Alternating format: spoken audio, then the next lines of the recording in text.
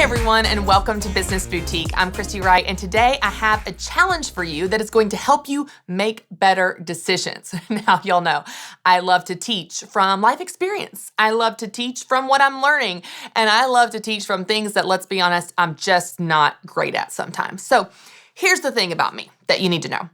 I am a yes person. That's why I talk about saying no all the time, because I struggle with saying no.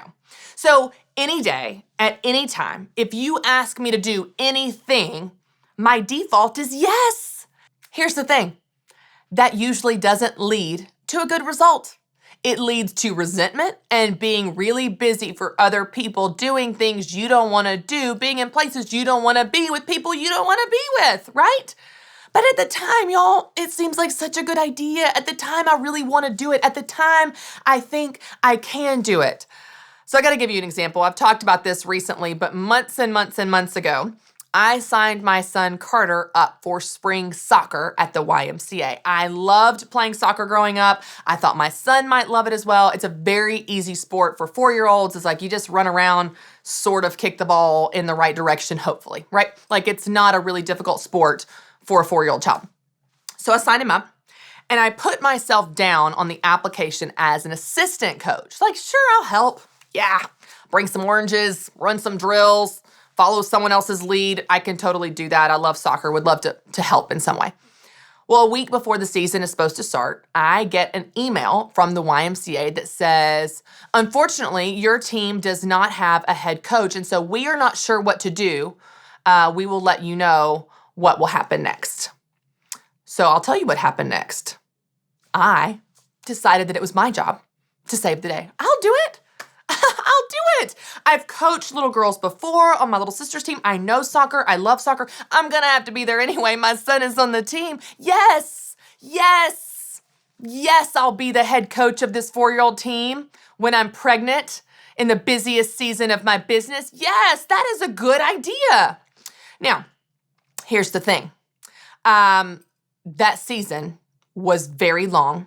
It was very difficult. And turns out Carter doesn't even like soccer.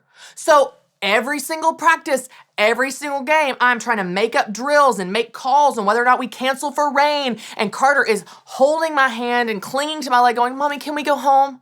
Can we go home? Carter actually, amazingly, somehow of all the children on the team, when it's magnet ball where they all follow the ball, Carter would find a way to run from the ball. Like Carter is just this sweet, tender-hearted child that probably isn't going to be cut out for contact sports, to be honest. He might be a really good golfer, maybe something independent, right? Like he sees all these kids running the ball. He's like, well, clearly they want it more than I do, so why don't they go ahead?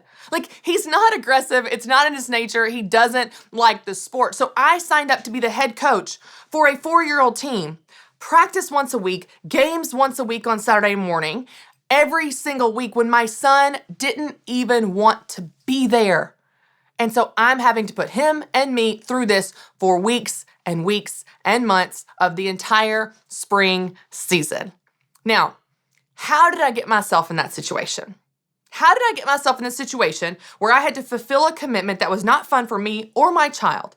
It was because I said yes without thinking.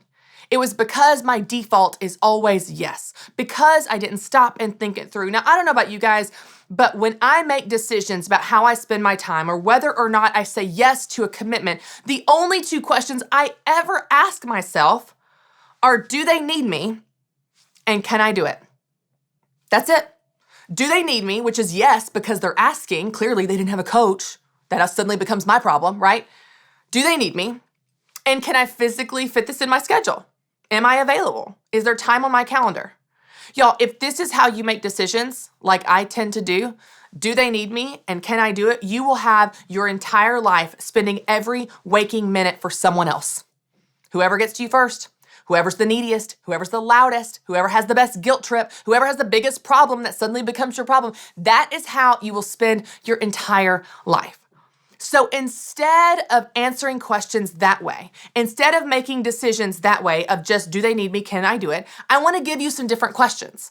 I want to give you some different questions to ask yourself before you say yes. If you are a yes person like me and you struggle with this, I want you to take notes right now.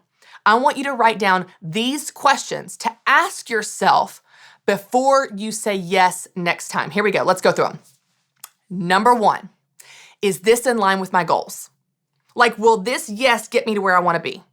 Does this get me in the direction that I'm heading? Is it in line with my goals? Number 2, is this a priority? Maybe it doesn't move me towards my goals, but it's a priority. This is important to me. I value this. This is a big deal. How will this affect my family? How will it affect my family if I say yes to this thing? Will it pull me away from something that affects them, that I need to consult with them? Do I want to do it? Like, yeah, you're allowed to ask yourself if you want to do something before you say yes. Does this compete with a higher priority? Number 5, does this compete with a higher priority? Like, maybe it could be a priority, but then you realize you've already got 4 higher priorities, so it doesn't make the cut. Here's another question.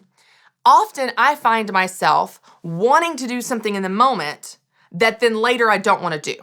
So what do you do about that? Ask yourself that question. So you're thinking, yes, I want to do it now, but ask yourself, will I want to do it then? So if I would have done this back in February, when I got the email that there was no coach, and I sat down with my husband, I said, hey, they sent an email to say they didn't have a coach. So I was thinking about signing up to be the head coach.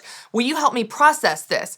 How will this affect my family? Is this in line with my goals? Is this a priority? Does this compete with a higher priority? Do I want to do it? And most importantly, will I want to do it then? Yeah, maybe in February, I don't have as much going on. Sounds like a good idea to coach a bunch of crazy 4-year-olds, but will I want to do it at the beginning of May when I really want to be at the lake? Will I want to wake up and be thinking through drills and working through players and subs and making calls on rain days, whether or not I ask the parents to get their kids out at the game or stay home because it's going to be rained out and we don't know and it's a tough call to make? Will I want to do it then? No.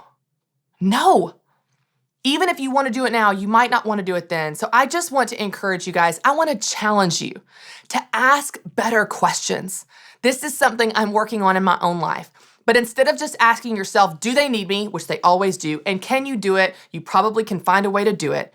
Instead of just asking yourself those 2 wrong questions, ask yourself the right questions. Ask yourself better questions to get you to the right answer. And maybe it's yes, and maybe it's no, but wherever you land, at least you know the answer is right for you.